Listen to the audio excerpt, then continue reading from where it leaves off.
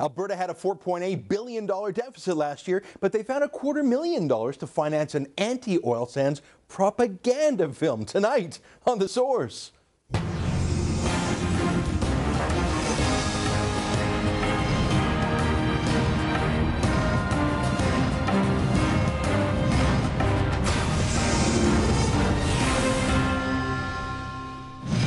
There is no stupider government in Canada than Alberta's. I don't say that lightly. First time an Albertan. I mean, let's be honest, I'm a bit of an Alberta chauvinist. It's painful for me to chastise my own tribe. Second, I'm conservative, and Alberta's government claims to be conservative. I mean, the province's motto is Fortis et Labere. That's Latin for strong and free, in my bad pronunciation. Funny, because it's the biggest spending, biggest deficit government in Canada per capita. Last year, they spent $4.8 billion more than they brought in, which is quite a feat, given how much oil profits they're making. That's sort of like Charlie Sheen earning $2 million an episode of 2.5 Men, but burning through his cash on drugs and hookers so fast that he needed to borrow money from CBS. That's Alberta for you.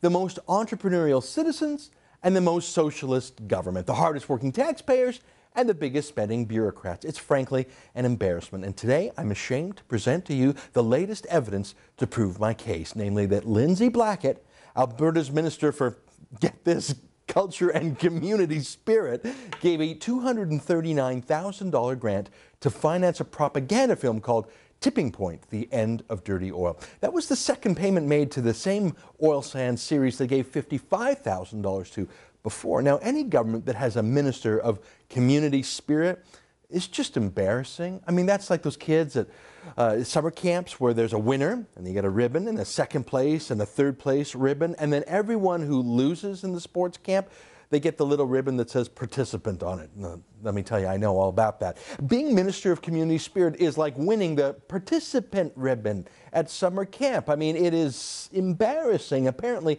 Alberta is so barren of community spirit that it needs a politician to go around as a cheerleader. No, strike that, because that would actually be okay, because cheerleaders don't rack up $4.8 billion a year in deficits. They don't spend your tax money. Blackett apparently thinks that the only way to get community spirit going is to pay people, and in this case, anti-Alberta extremists, to smear the oil sands. I mean, it's not even like the propaganda filmmakers tricked Blackett. They were pretty upfront about their plans. The movie was called Dirty Oil, for crying out loud. This was the second grant to the same series. I am unaware of any pro-oil sands movies paid for by the government of Alberta, but they sure love the anti-oil sands movies.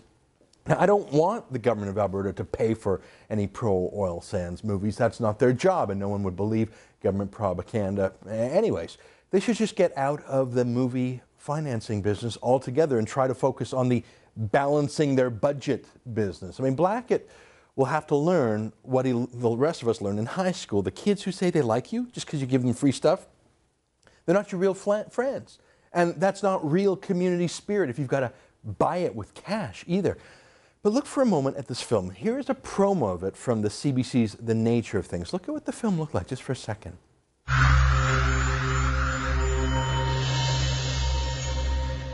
I don't think people realize how big the sacrifice zone is going to be. Do we want those jobs and keep dying? If you're not careful, over time, you will see larger and larger pulses of arsenic in other cancer makers. There was my Uncle Raymond. He had died with a brain tumor. From health and environmental concerns to the front lines of a mounting international protest, Canada's oil sands battle the fallout. Next time, a 2-hour oil sands special on the nature of things. That was earlier this year, pure propaganda. I mean, I'm not even going to try and rebut it, but here's the point I want to make now, is James Cameron appears in it. You know him, he's the super rich jet setter who earned over $300 million personally just from the Avatar movie, and then there's his films Titanic and The Terminator. I mean, the man is likely already a billionaire, but this propaganda film needed a government subsidy. And look who else is in that film, multi-millionaire David Suzuki. He already has an extremely wealthy foundation in his own name. I mean, his whole CBC show is also propped up with taxpayers' money. They aired the thing. So you've got millionaire celebrities on the federal government state broadcaster getting $250,000 from the dumb government of Alberta to smear that province and all the people who work in it with propaganda. I mean, when Blackett was asked by the Calgary Sun's Michael Platt about this scandal, he sounded like he knew it was ridiculous, but he just wouldn't do anything about it. Here's what Blackett said. He said, "We'll have a new premier in a couple of months, and we'll see if there's an appetite to change this," he said.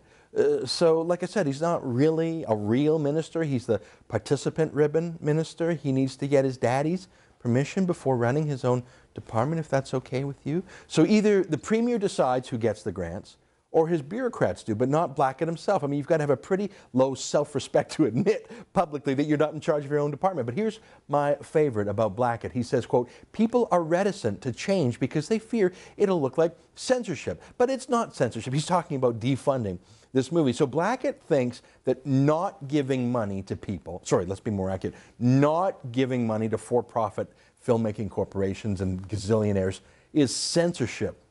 No, you fool. Prosecuting people for expressing themselves, that's censorship. Telling them to make their own propaganda films with their own damn money, that is not censorship. I mean, that's your participant ribbon cabinet minister for you. But I'm glad Lindsay Blackett suddenly cares so much about censorship. See, 5 years ago when I was charged and prosecuted for publishing the Danish cartoons of Mohammed, it was also on Blackett's watch. In Alberta, the so-called Human Rights Commission, the one that criminalizes politically incorrect thoughts, it is given to the joke cabinet minister, the participant ribbon cabinet minister, Lindsay Blackett. For 900 days, it was Blackett's crack team that prosecuted me. I mean, 15 different bureaucrats and lawyers from his department spent $500,000 prosecuting me because I dared to print some cartoons in a magazine that I published. That's censorship. Sicking the government on someone is censorship. Threatening me with fines is censorship. Bullying journalists is censorship. Then, as now, Blackett claimed he was against the whole thing. He doesn't believe in thought crimes. Then, as now, Blackett said if it were up to him, he'd stop doing it. But the premier or the bureaucrats or someone else was to blame. Always someone else. You know, that might even be true. But what self-respecting cabinet minister continues to preside over such a foul department? One that prosecutes private journalists but subsidizes propagandists? Who lacks the courage to stand up for what they believe in? Who lacks the integrity to take responsibility for his own department's actions? Or resign if he's clearly just window dressing, just a token? There are a lot of people attacking Alberta and its industry that provides so much wealth and so many jobs for all of Canada. Who knew that the stupid, stupid government of Alberta, so grindingly stupid, so bag of hammers stupid, so 2x4 piece of lumber stupid, was financing that attack? Also, Lindsay Blackett. I don't want to wait for Ed Stelmach, Alberta's premier, to resign. I want you, Lindsay Blackett, to resign now over the disgraces happening on your watch with the grants that you approve.